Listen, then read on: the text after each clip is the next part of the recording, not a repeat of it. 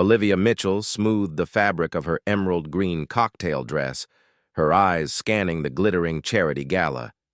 Under the golden shimmer of the Grand Meridian Hotel's chandeliers, Manhattan's elite sparkled like stars brought to life, every laugh and whisper soaked in glamour.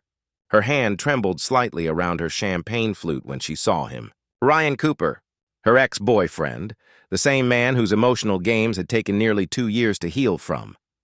There he was, charming as ever, laughing easily in his perfectly tailored tuxedo as if he'd never broken her. "Just breathe," she murmured, taking a long sip of champagne. Tonight wasn't supposed to be about him. Tonight was her triumph. After years of long nights and quiet sacrifices, she'd finally earned her place as head of marketing at Archer Industries, one of New York's most powerful corporations. This gala was her first official appearance as part of the executive circle, though she still hadn't met the company's mysterious CEO, Jackson Archer. "You look like you've seen a ghost," came a teasing voice beside her. Olivia turned to see her best friend and co-worker, Mia Barnes, balancing 2 fresh glasses of champagne. "Worse. Ryan's here," Olivia said flatly, accepting the drink. "Out of all the people in this ballroom, he had to show up." Mia's eyes widened. "You mean toxic Ryan, the one who said you'd never survive the corporate world because you were too sensitive?" Olivia nodded, exhaling sharply. "The very same. And now he's chatting with Walter Jenkins from the board. I bet he's trying to network his way into Archer Industries." Mia smirked. "Well, you're the one who got hired without his help." "I'd say that's karma." She raised her glass. "Besides, you look stunning tonight." Let him choke on regret. The live band shifted to a livelier rhythm, and couples began gliding to the dance floor. Out of the corner of her eye, Olivia saw Ryan excuse himself from his group, heading straight for her. Her pulse quickened. "Oh no, he's coming this way," she whispered urgently. "I can't face him. Not tonight. Not when I need to look confident." The air around her seemed to tighten as panic bubbled up. The walls she'd built after their breakup suddenly felt paper-thin. Even after 18 months, the memory of his subtle jabs and cold smirks could still slice through her confidence. In a moment of desperation, Olivia turned toward a tall, dark-haired man standing just a few feet away. His back was to her, broad shoulders cutting a striking figure as he surveyed the crowd with quiet authority. Without a second thought, she leaned closer and whispered, her voice trembling, "Could you dance with me?" "My toxic ex is watching." Her heart raced as the stranger turned. She found herself staring into the most arresting blue eyes she had ever seen. Surprise flickered across his face. Then something unreadable, something that made her forget, for a heartbeat, why she'd even been afraid. And when he glanced past her shoulder toward Ryan, Olivia knew this moment was about to take a very unexpected turn. "I'd be honored," he said, his voice deep and steady, smooth enough to quiet her nerves. Setting down his drink, he extended a hand. "Let's not keep him waiting." Relief rushed through Olivia as she slipped her hand into his. His palm was warm, his grip confident, and for a moment she felt anchored. As he led her toward the dance floor, she caught Ryan's confused stare and couldn't resist the small spark of satisfaction that followed. "Thank you," she said, once they reached the center of the floor. "I'm Olivia Mitchell." A flicker of recognition passed over his face, but he only smiled. "James," he replied, settling one hand gently at her waist as the other guided her into motion. It turned out James was an exceptional dancer. His steps were smooth and sure, his movements natural, as if they'd rehearsed this moment 100 times. For a stranger, he seemed perfectly at ease. "So," he said conversationally, "what makes this ex of yours so toxic?" Olivia hesitated. "That's probably not ideal small talk for a dance with someone I just met." His lips curved slightly. "True, but I'm intrigued by the man who drove you into the arms of a complete stranger." When he put it like that, she couldn't help but laugh. "Ryan and I dated for almost 2 years. He's charming, successful, and utterly destructive. He had a way of making me feel smaller every day. By the end, I hardly recognized myself." James's expression darkened. "Men like that build their egos by tearing others down." "Exactly," Olivia said. surprised by how accurately he understood. "It took me a long time to rebuild my confidence." "And yet here you are," James said softly. "At one of New York's most exclusive events, looking absolutely radiant." Her cheeks warmed. There was something about this man, something steady yet disarming, that made her feel both vulnerable and seen. "Thank you for rescuing me. I promise I don't usually ambush men at charity galas." "I'm glad you made an exception tonight," he replied with a genuine smile. As they danced, Olivia's tension melted. James was easy to talk to, curious without prying, charming without arrogance. He mentioned he worked in business too, but kept the details vague. "So, what brings you to this gala?" she asked as the song slowed. Part of her knew she should excuse herself now that Ryan had disappeared, but she didn't want to. "I have a vested interest in the children's hospital this fundraiser supports," he said. "And you?" "I'm representing Archer Industries," she replied proudly. "Just started as head of marketing." Something flickered in his eyes. Amusement, perhaps, but he masked it quickly. "Congratulations. Quite an accomplishment. How are you finding it so far?" "Challenging but exciting," she admitted. "Though I haven't met our elusive CEO yet. Apparently he's allergic to office appearances." James chuckled. "Maybe he's just shy." "A shy billionaire who built one of the country's top tech empires?" she teased. "I doubt it. More likely he's too busy or too important to mingle with the new hires."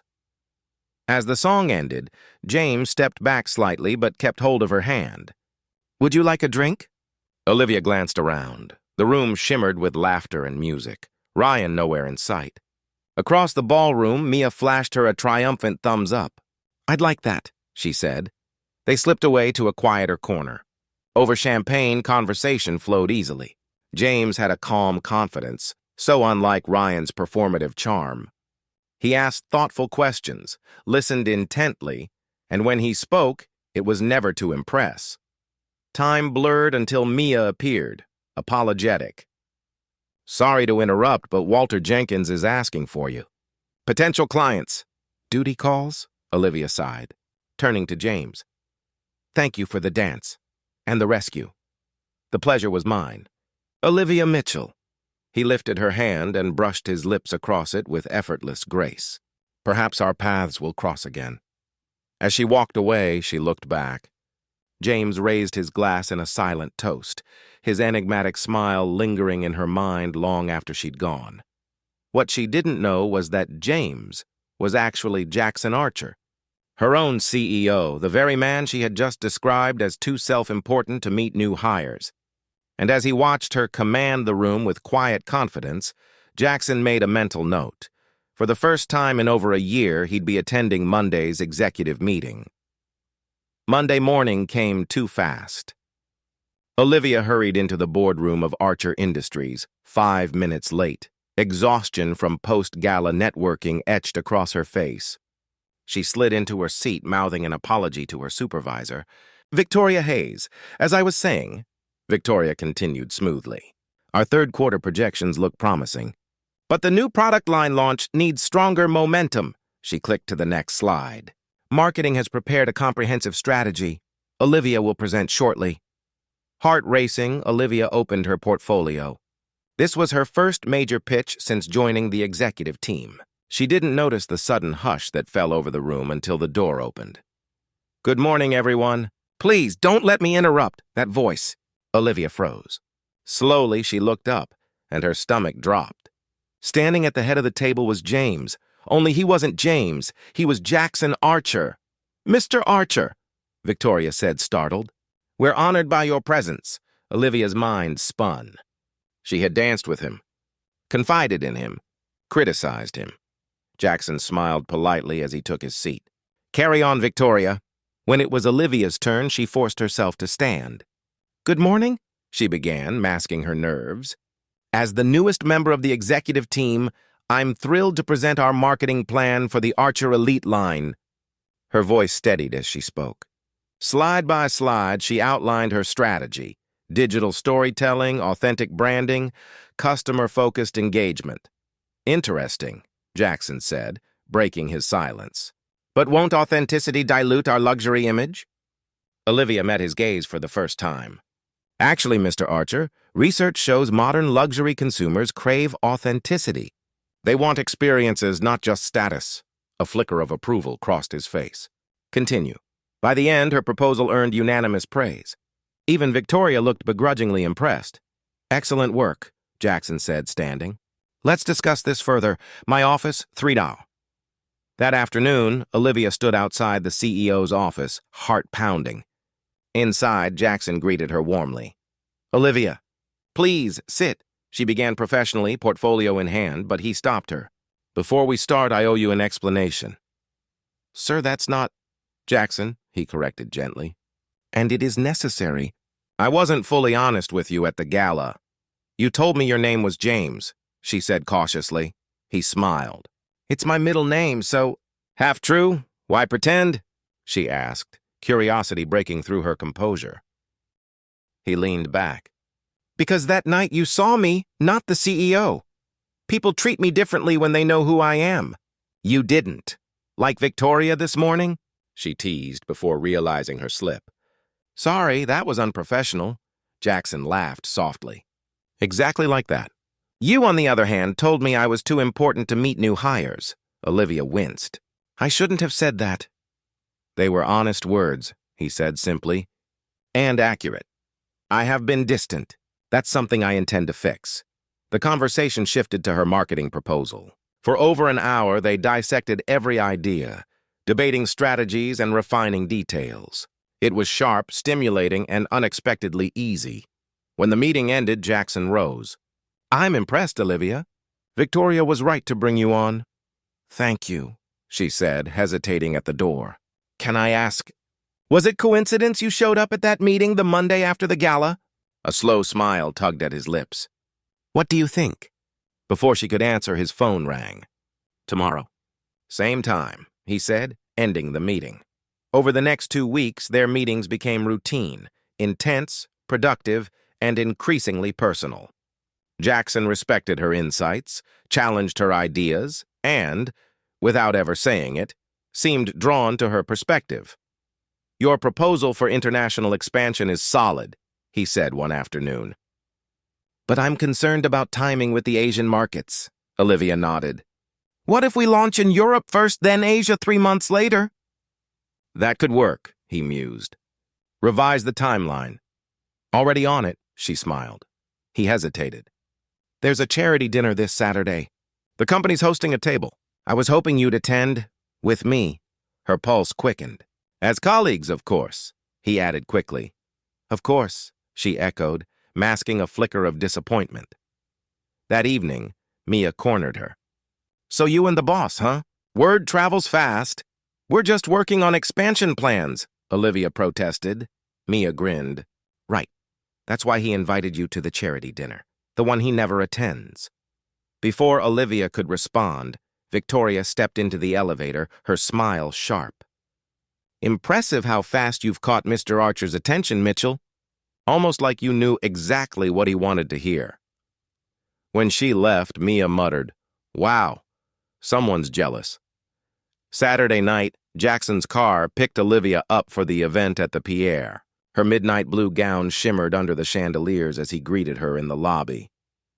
You look beautiful, he said simply, offering his arm. Throughout the evening, she noticed the glances, the whispers, the curiosity. Jackson kept her close, his hand occasionally brushing her back as he introduced her to investors and board members. When Victoria joined their table, her polite smile didn't hide the tension.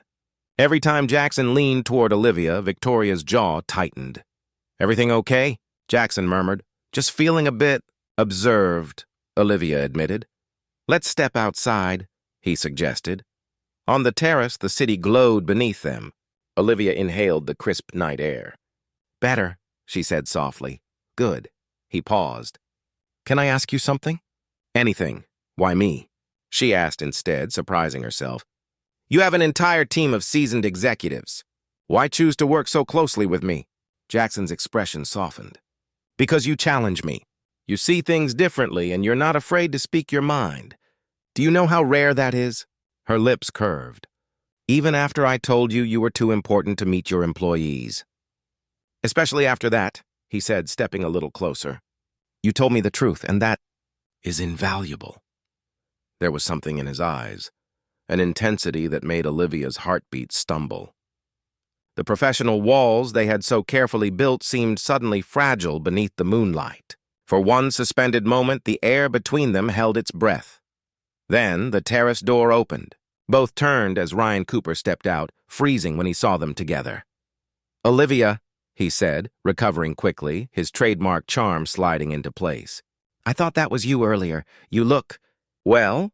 Olivia's spine stiffened. Ryan, I didn't know you'd be here. Last-minute invitation, he replied smoothly, before turning his gaze on Jackson. Recognition flickered in his eyes. Mr. Archer, it's an honor. Ryan Cooper. Jackson's expression was unreadable as he accepted the handshake. Mr. Cooper. Olivia and I are old friends, Ryan added with practiced ease. We go way back, is that so? Jackson's tone was neutral, but Olivia caught the subtle edge beneath it. Actually, she interjected, forcing the truth into the open. Ryan and I dated a couple of years ago. It didn't end well. Ryan's smile faltered for a fraction of a second before he recovered. Water under the bridge, surely. Especially since I hear we might be colleagues soon. My interview with Archer Industries is on Tuesday. The blood drained from Olivia's face. Ryan, at Archer? The idea of seeing him every day, of having him near enough to manipulate her again, was unbearable. Jackson's expression didn't shift, though a muscle ticked in his jaw. I wasn't aware we were hiring for senior positions. The CFO role, Ryan said smugly. Walter Jenkins personally recommended me. We met at the hospital gala. Jackson's voice dropped a degree. I see. He straightened, the atmosphere between them tightening. If you'll excuse us, Mr. Cooper, Ms. Mitchell and I have business to attend to. Without waiting for a reply, he guided Olivia back inside, his hand firm but protective at the small of her back. I had no idea he was interviewing, Olivia said when they were out of earshot. This can't be coincidence. It's not, Jackson said grimly. That position was filled internally months ago. No public listing exists. Then why would Walter? I intend to find out. His expression hardened. Excuse me a moment, I need to make a few calls. Will you be all right? Olivia nodded, though unease settled in her chest like ice. As Jackson disappeared toward the lobby, she slipped into the ladies' room to compose herself. Inside, Victoria stood before the mirror, reapplying lipstick. Trouble in paradise already? She asked lightly. I saw Cooper corner you both on the terrace. It was nothing, Olivia replied curtly, moving to the sink. Victoria turned, her tone deceptively casual. Funny, though, how quickly you've risen in Jackson's favor. Almost as quickly as Ryan Cooper secured an interview for a position that doesn't exist. Olivia froze, meeting her gaze in the mirror. What are you implying? Oh, nothing concrete, Victoria said smoothly. But the timing raises eyebrows. You and Ryan showing up in the same orbit again? You monopolizing the CEO's time without a proven track record? The board might find that interesting. My work speaks for itself, Olivia said sharply. Victoria's smile didn't reach her eyes. Perhaps, but perception is powerful, Ms. Mitchell, and yours is becoming complicated. As Victoria left, Olivia gripped the edge of the sink, her reflection blurring with rising anger. The implication was clear. Victoria thought she and Ryan were colluding. When Olivia returned to the hall, Jackson was waiting, his expression tense. We need to talk, but not here. They left the event early, tension humming between them in the car. Walter claims he doesn't even remember meeting Cooper, Jackson said as the city lights streaked past. Yet Cooper had his private number and an invitation for a position that doesn't exist. That makes no sense, Olivia said. Unless someone arranged it. Jackson glanced at her, voice low. Olivia, I think someone is using Ryan to sabotage both of us, create the illusion of impropriety. Her breath caught. Victoria, she whispered. She just hinted as much in the ladies' room. Victoria's been after the COO position for years, Jackson said, connecting the dots. My father blocked her rise, and I've maintained that decision. She must see you as a threat. But why involve Ryan? Because he's your weakness, Jackson said quietly. And she knows how to use him. Monday morning dawned heavy with unease. Olivia arrived early, but Jackson was already waiting outside her office. "We need to talk," he said, leading her into a small conference room. "I've been investigating Victoria and Ryan's connection," he began once the door was shut. "It's worse than we thought." Olivia sank into a chair. "What did you find?" "They worked together years ago at Summit Partners, before you met him." Jackson placed a folder on the table. "Victoria recommended him for the position where you two first crossed paths." Olivia stared at him, realization dawning like a storm. "You're saying our entire relationship was orchestrated?" "I can't prove that," he admitted. "But she's been tracking your career ever since. When you joined Archer Industries, that wasn't coincidence." Memories clicked into place. Ryan's subtle discouragements, his insistence she wasn't ready. "He was sabotaging me," she said softly. "Holding me back while pretending to help." "And Victoria was pulling the strings," Jackson confirmed. "The question is, why?" Olivia flipped through the folder, emails, calendars, records. "These go back 5 years.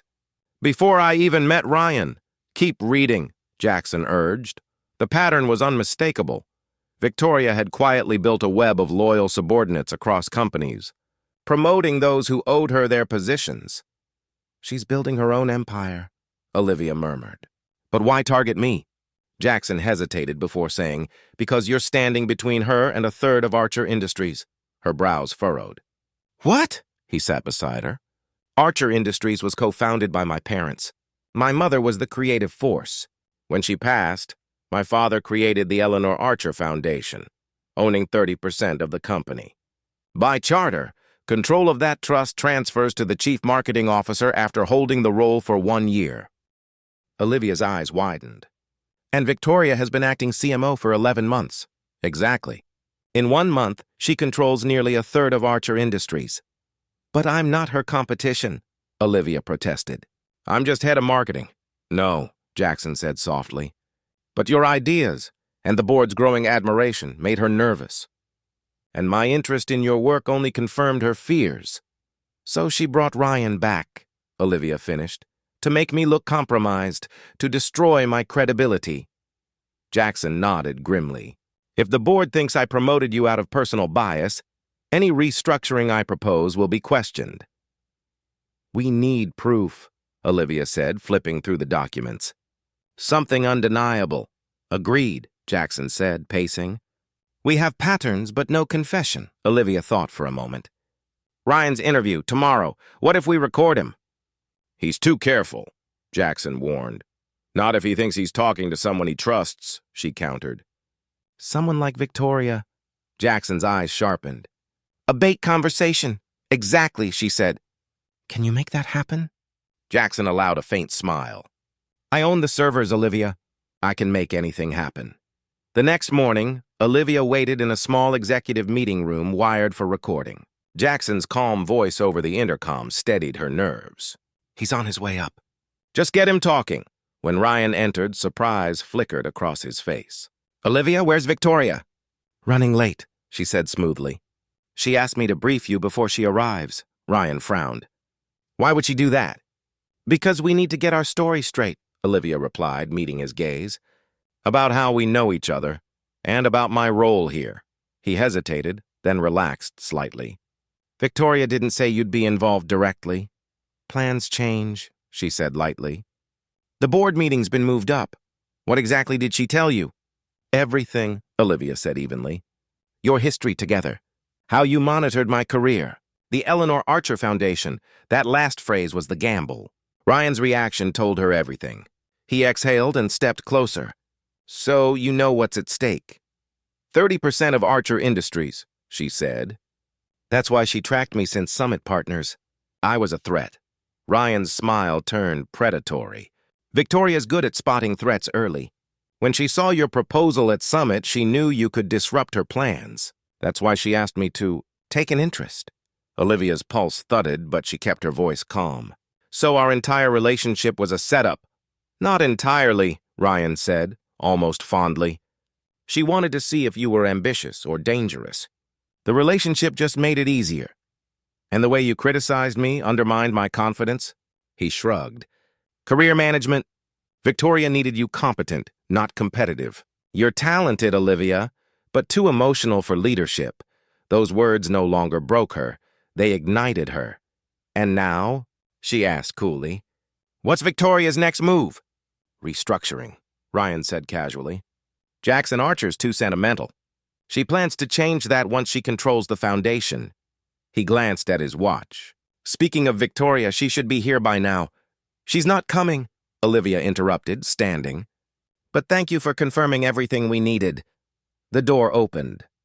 Jackson stepped out from the adjoining room, eyes cold as steel. Mr. Cooper, I believe we have a different kind of interview to conduct. Ryan's face drained of color. This was a setup. No, Olivia said calmly. This was justice. Fall and rise 3 hours later in the Archer Industries boardroom, Jackson addressed the stunned directors while playing the recording. Across from him, Victoria sat rigid, her mask cracking. Based on this evidence, Jackson concluded, I recommend the immediate termination of Victoria Hayes for ethical misconduct and corporate sabotage. The vote was unanimous. As security escorted Victoria out, she paused beside Olivia. He'll betray you too, she hissed. Men like Archer always do. Olivia met her gaze steadily. The difference is I don't need a man to validate my worth. When the board reconvened, Jackson announced Olivia as interim chief marketing officer, pending review in 6 months. After the room emptied, he turned to her. What Ryan and Victoria did was unconscionable, using your past to weaponize your future. They underestimated me, Olivia said softly. They thought my past defined me. Jackson smiled, warmth replacing steel. From the moment you asked me to dance, I knew you were exceptional. 6 months later, spring bathed Manhattan in light. Olivia stood on the balcony of the Grand Meridian Hotel, now officially chief marketing officer of Archer Industries. Under her leadership, the Eleanor Archer Foundation had launched nationwide programs empowering women in business leadership. That night, at the foundation's inaugural gala, Jackson approached her in the crowd, his eyes full of quiet pride. Could you dance with me? He murmured. Not because anyone's watching, just because there's nowhere else I'd rather be. Olivia smiled, resting her hand in his. I thought you'd never ask. As the orchestra swelled and they moved together under the chandeliers, the past finally let go, leaving only 2 people who had learned, through betrayal and courage, what it meant to trust a gay.